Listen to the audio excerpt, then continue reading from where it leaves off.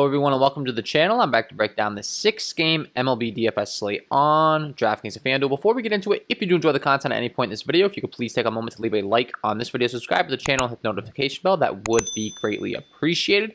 If this video reaches our like goal of 50 likes, you will get my dark horse play of the night, my guy that's going to be lower owned that I really like.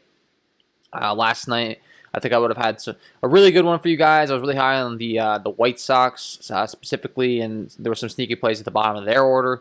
I was very high on the bottom of the White Sox order last night, and those are the kind of plays that I'm willing to give out to you guys if you show the support.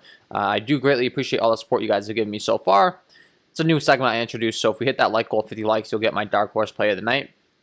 And as always, you will get my home run call of the night at the end of the video. Last night it was Tim Anderson on the Chicago White Sox. Unfortunately, he didn't go deep. Still had a pretty decent game at the plate, but we'll look to bounce back on the home run call today.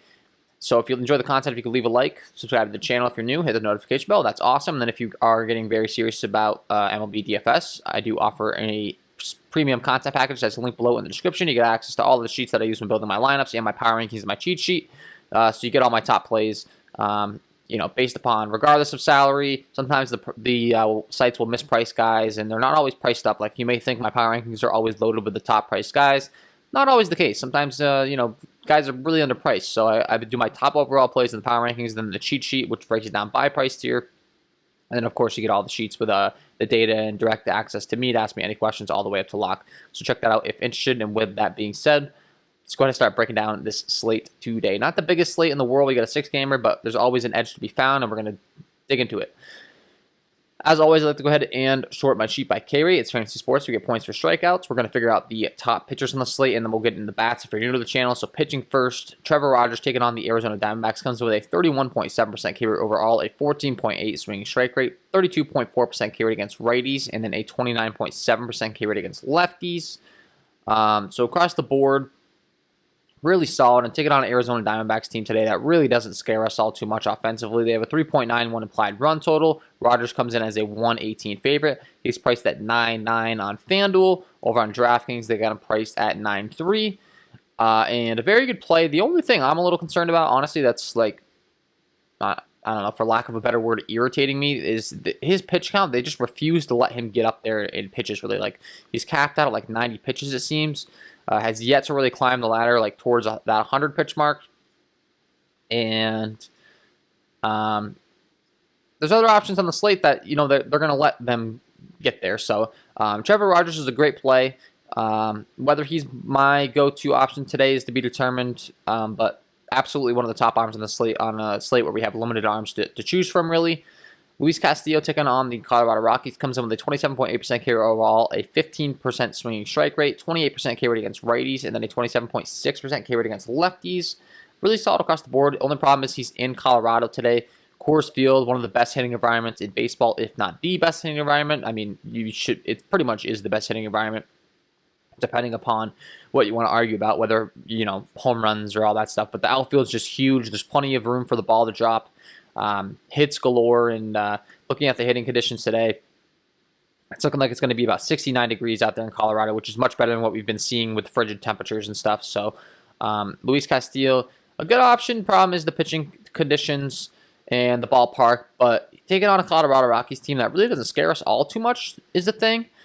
I wouldn't call you crazy if you go to him in tournaments. He's priced at 6.3 on FanDuel. Over on DraftKings, they got him priced down to 6.2. Like, not a terrible play. Looking at his game logs, he has been pretty bad this season is the only problem. Allowing 4, 1, 4, 3, and 4 earned runs throughout his last few starts. So his recent form's looking really rough. But with these things all combined, it could be a recipe for success because he's going to be the lowest that you'd ever pay for him. He's in Coors Field. You get him at low ownership. And he's taking on a Rockies team that, is exploitable. So I think that Luis Castillo is a great tournament play today. You could definitely play bats against him as well. I'm sure Colorado would be pretty popular, and for good reason. But I just want to say, I don't think you're crazy if you play Luis Castillo. Definitely not the #1 pitcher on the slate, but tournament-wise, I think he's viable today. Christian Javier taking on the Texas Rangers, probably looking at like my top option on the slate today, just based strictly on strikeout rate and stuff. Gets the pitch in Houston, which is a decent Petros Park overall. It comes in as a 202 favorite and just taking on a Texas Rangers team that's been striking out a ton. 27.2% K overall, a 10.1 swinging strike rate, 33% K rate against righties, and a 22% K rate against lefties. Does have some hard contact issues against lefties, and the K rate's not quite as high, which is a little bit concerning considering this Texas Rangers team is pretty left-handed heavy. That's the only thing that I'm a little bit nervous about here.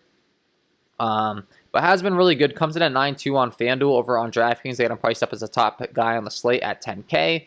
And looking at his game logs, Toronto, he gave up 5 earned runs last time out. He had 8 Ks. The time before, 3 earned runs, 4 Ks. If you go down the game logs, 6, 9, 7, and 4 Ks. And it's tough because recent form's not looking the greatest. Is better against right-handed heavy lineups, and we do have a left-handed heavy lineup in Texas, and I said he's my top option, but it's tough on this slate today, guys. The pitching options are going to be limited, and for that reason, you might make an argument that we have to go with Trevor Rogers, and that's the thing. You comparing the two, I said Trevor Rogers doesn't really have quite as long as a leash, but he's really good at limiting the slugging on both sides. He's got that high K rate against both sides of the plate. And then you can go to a guy like a Christian Javier, who does have a pretty high K rate, but is much worse against lefties, but is taking on an opponent that strikes out a ton. So these are the things you got to weigh in. I tend to think that Javier has enough talent to where he can strike out these left-handed bats, even though he gives up a lot of slugging. Maybe he gives up a few solo shots and stuff, but if you can just keep him off the base paths for the most part and maybe just give up some home runs with no one on base, you'll be looking pretty good in tournaments. So I do think that he's definitely, probably our number 2 option today. Rich Hill taking on the New York Yankees is a scary thing. 25.7% K rate overall, 26.1% K rate against righties, and then a 23.9% K rate against lefties. The Yankees do strike out a lot, but I do tend to think that Rich Hill's kind of on the end of his career. I'm not all too confident in him. Looking at his game logs and how he's fared the last few times out, has pitched pretty well. I mean, 0 earned runs against Oakland last time out, 0 earned runs against Houston the time before, which are both opponents that are not the easiest. So, I'll tip my cap to him on that one. Has looked pretty good recently. But if you look at the games before, 4 earned runs, 4 earned runs, 4 earned runs, 4 earned runs. So recently turning it around. The Tampa Bay Rays do have a tendency of being able to, bring pitchers back to life. They have a great staff as far as, being able to find that talent that old pitchers once had. And Rich Hill's looking good in these last few games, which scares me a little bit. But I tend to think I'm still going to be on the Yankees' bat side. I'm not really trying to play Rich Hill tonight. Sean Manaea taking on Boston would probably be the next guy that I'm looking to. Boston, not the easiest matchup at all, but Sean Manaea solid across the board. The K rate's pretty good. The ground ball, fly ball stuff's good against righties. Against lefties, it's good as well. 22% K rate against righties, and then a 28.4% K rate against lefties. And just overall, one of the best talented pitchers on the slate. I'm not getting all too excited to pitch him against Boston, but when you're factoring in these options we have, it's like, where else are you going to go? But I will say, after all this being said, we do have a guy down here in Zach Plesac taking on the Seattle Mariners, where he might be one of the top options on the slate as well. He only has a 20.9% K rate overall, 21% K rate against righties, and then a 20.8% K rate against lefties. But he's taking on a Seattle Mariners team that's been terrible. He's pitching in Seattle, which we don't mind targeting pitchers there. Pulling up the chart here. You can see the Seattle Mariners Stadium. Pretty good pitchers park overall. A lot of red and yellow going on there. And the Mariners just strike out a ton. And when looking at Zach Plesac's recent game logs, you can see 0 runs the last 2 times out. Right up there around 110 pitches each time, which is a ton of pitches. They're giving him a long leash, 6 and 7 Ks, and those are taking on opponents in the Cincinnati Reds and the Chicago White Sox, who are much more talented than the Seattle Mariners. And I had mentioned, my issues with Trevor Rogers' leash not being long enough for me, and then we're talking about a guy that's thrown 110 pitches his last 2 outings. So, Plesac's third worst in the slate as far as K rate's concerned over the last 2 years on my sheet, but has looked really good this year, taking on a Seattle Mariners team that strikes out a lot, and then, as mentioned, has the pitch count. So you can make an argument that he's the top pitcher on the slate. And the pitching's pretty ugly in this one for sure. But that would be my analysis there. You're looking at Trevor Rogers, Christian Javier, the Texas Rangers strike out a ton. Sean Manaea based on a pure talent aspect against Boston. And then you got Zach Plesac taking on the Mariners. And those are probably the pitchers I'd be looking to. Anyone else? Not too excited to play. I mean, Merrill Kelly taking on the Miami Marlins. They strike out a bunch, but Merrill Kelly's just Really bad in the hard contact. Doesn't have the highest K rate. And I really just don't like playing him. So, you know, probably the guys I went over so far are the ones I'd be sticking to on this one. And with that being said, let's go ahead and start breaking down the bats that we like today. As always, I like to go ahead and sort my sheet by Sierra, skill interactive ERA. It's a good way of figuring out how good a pitcher's been so far in his career and how good they're expected to be. And the worst on the slate today by far is going to be Chichi Gonzalez taking on the Cincinnati Reds in Colorado. 15.6% K overall, a 7.8 swinging strike rate, 17.7% K rate against righties, and then a 13.4% K rate against lefties. Gives up a 420 slugging to righties and a 495 slugging to lefties. And this is a scary spot for Chichi, having to take on a Cincinnati Reds team that's been one of the hottest teams in baseball to start the season. It's in Colorado, great hitting environment for Cincinnati. And the Colorado Rockies bullpen is also terrible. I am a tournament player at heart. I'm always fading chalk, but I got to tell you, today I just don't think you can fade these guys because this is a ridiculously good spot. I think the Cincinnati Reds are just going to absolutely go off tonight. And I think you got to have exposure to these guys. Nick Senzel, Jesse Winker, Nick Castellanos, Mike Moustakas, Tyler Naquin, Eugenio Suarez, Tucker Barnhart, Kyle Farmer, up and down the order. Anyone that cracks this lineup is going to be a viable play today. And you got to love the bats in the middle of the order. Jesse Winker, Castellanos, Mike Moustakas, Tyler Naquin, Eugenio Suarez, like all those guys. Nick Senzel at the top of the order has a ton of power and speed. And then, as mentioned, once I get past Chichi, the Rockies bullpen sucks as well. So it's just like an absolute hammer spot for these Reds today. Love the stack. Love all these guys. Got to get them in your lineups. Got to have exposure to them today, like the Reds. And one thing I want to mention, if you've been watching my videos for quite some time now, like I want some feedback on this. I have never picked a home run bat in Coors Field. It's kind of like an unwritten rule. It just seems too cheap. Like it's kind of a cheat code. So something I haven't even mentioned in my videos, but I've kind of been doing subconsciously, is like when I give you guys a home run call at the end of the video, I haven't picked a Coors Field bat just because I think that's too easy. So, you know, plenty of these guys are going to be candidates for home runs today. I'm just not going to pick them for my home run call because I think Coors Field bats are kind of like cheating as far as the home run call. If you guys don't think so and you'd rather have me just pick the best play and I can say against the guys in Coors Field, I mean, I'll absolutely do that for you guys, but just know I really like those guys. There's a good chance that a lot of them, or one of them, is going to go deep tonight, and they won't be my home run call in this video because I'm going to stick to what I've been doing. But if you'd like that to change, I'm open to suggestions. So wanted to mention that. Merrill Kelly taking on the Miami Marlins. Ground ball, fly ball stuff's not good. Hard contact stuff's not good. Gives up a 461 slugging to righties and a 428 slugging to lefties. And this Miami Marlins team is one that doesn't really ever garner ownership because their lineup's not exactly the most loaded, but they do have some guys in the middle of the order that can hit. Guys like Jesus Aguilar, Corey Dickerson, Adam Duvall, Brian Anderson, like they can all hit. Miguel Rojas at the top of the order isn't a terrible hitter. Towards the bottom of the order, Isan Diaz has been really good as well. He's showing some pop in his bat early on in his career. Lewis Brinson and Chad Wallach, not exactly the best hitters at the bottom of the order, unfortunately, but the rest of the guys, I do think that's a viable stack today. Mike Voldenevich taking on the Houston Astros. This could be a scary spot for him. K rate's bad, hard contact rate's bad. He gets up a 485 slugging to righties and then a 509 slugging to lefties, and he has to take on a Houston Astros squad that's really good up and down. Jose Altuve, Michael Brantley, Alex Bregman, Yordan Alvarez, Yulieski Gurriel, Carlos Correa, Kyle Tucker.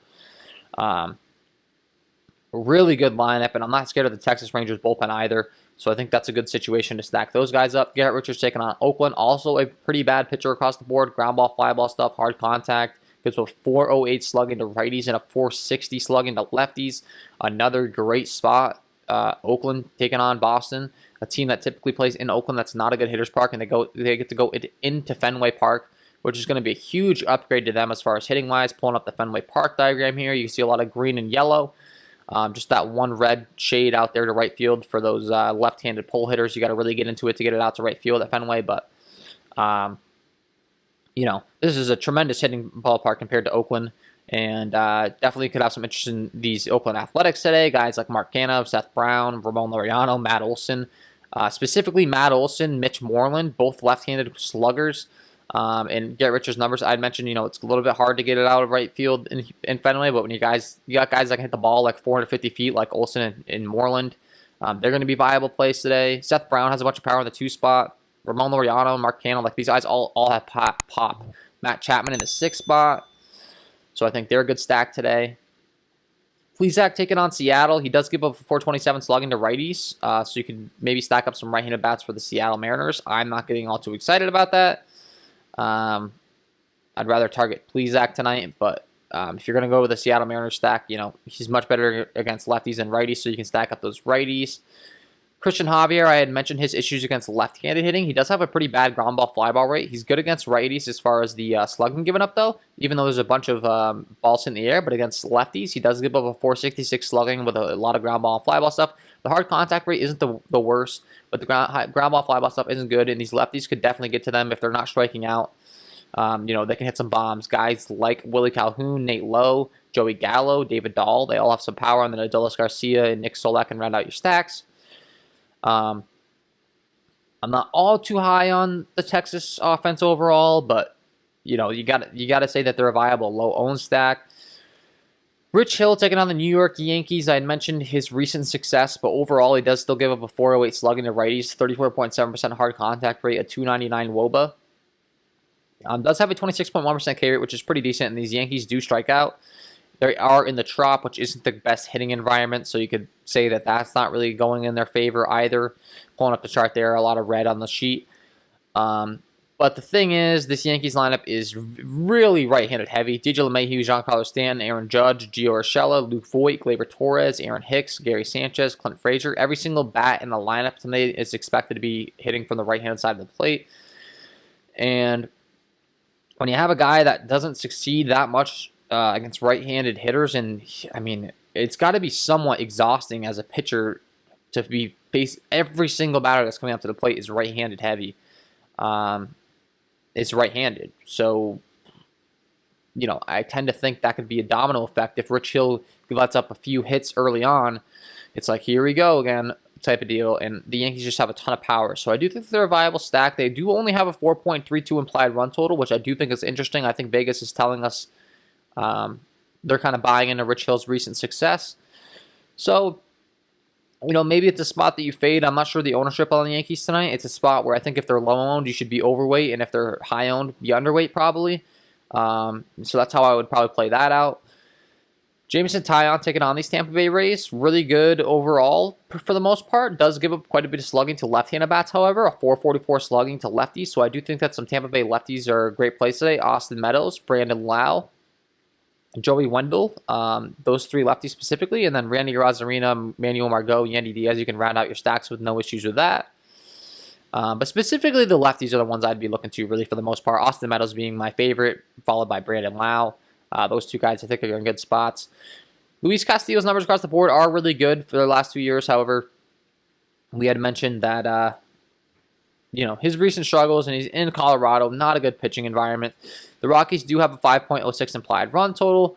So if you want to stack them up, I wouldn't call you crazy. You know, great hitting environment. Luis Castillo's recent form has not been good. And Coors Field is, if anything, going to bring the worst out of a pitcher for the most part.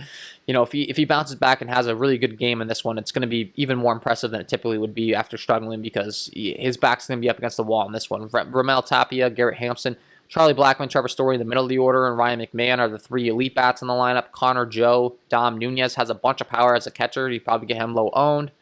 Then you can round out your stacks with Josh Fuentes. So, you know, they have to be a viable stack today.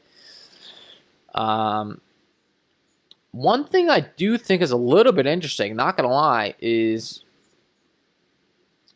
well, you could stack up Boston against Chaminade. He gives up a 370 slugging against righties. He's good against lefties, so you're looking to go to those right-handed power bats. Guys like JD Martinez, Michael Chavis, Xander Bogaerts, Christian Vasquez, Hunter Renfroe, Bobby Dahlback. They all hit left-handed pitching well, power-wise, so you can definitely stack up them. But one thing I wanted to bring to your guys' attention is Trevor Rogers taking on Arizona. I had said, you know, maybe he's our best option on the slate today. He has been very good, but he does give up a 409 slugging to right-handed bats. A 304 WOBA. The K rate's really high, 32.4% K rate, but Arizona's actually been really good against left-handed pitching this year. And Trevor Rogers is definitely going to get some ownership. It's in Arizona, which looing at the diagram that I always like to show you guys as far as hitting environment is concerned, Chase Field's a great hitting environment. And I'm going to have to dig into the pitch data and everything, but I think Arizona could be an interesting stack tonight. Like, honestly, they have a 3.91 implied run total. Tim LeCastro hits lefties well. Carson Kelly hits lefty well. Eduardo Escobar's been hitting lefties very well. Nick Ahmed hits lefties well. Asdrubal Cabrera is a switch hitter. And I don't think they're going to get any ownership. Carson Kelly just rakes lefties. Eduardo Escobar has been really good against lefties this year. Now, of course, they have to hit the ball in order for it to go a long way. And Rogers does have a 32.4% K rate. So this is the risk you run. And obviously, you're targeting, you know, if not the best pitcher on the slate, one of the best pitchers. But I just wanted to bring that to your guys' attention. I think it's viable to be stacking up these Arizona Diamondbacks, and they've been really good against lefties, so it's definitely an interesting thing to be thinking about tonight. And with that being said, that is my overall breakdown of this 6-game slate. The last thing I'd mention is Logan Gilbert taking on these Cleveland Indians. There's no run total out. We don't really have any data on this Logan Gilbert kid either. Expected to be a debut, I believe, either that or he hasn't been in the league for over 2 years. So I'm gonna have to do some digging into that. For my patrons, you'll get, you know, full access to my cheat sheet, my power rankings, all that stuff, and you'll get my analysis. I just honestly can't speak on that until I dig into it really further. But keep an eye on the Vegas lines for Cleveland because, as always, you know, Vegas is very good at what they do. Seattle's bullpen isn't something we're too scared of. And then, yeah, point being, I didn't touch on them because we don't really have any data of Gilbert, but my guess is he's probably not the greatest in the world. I'm going to do some deep diving into that. I'll look at some minor league stats and all that stuff if we have some data on him, and I'll give my patrons, you know, the final analysis of my cheat sheet, power rankings, and all that stuff. But then if you have any questions, feel free to ask me. But anyways, just wanted to bring that to your attention. I didn't cover that for that reason. And with that being said, I got to give you guys my home run call of the day. Let's get into it.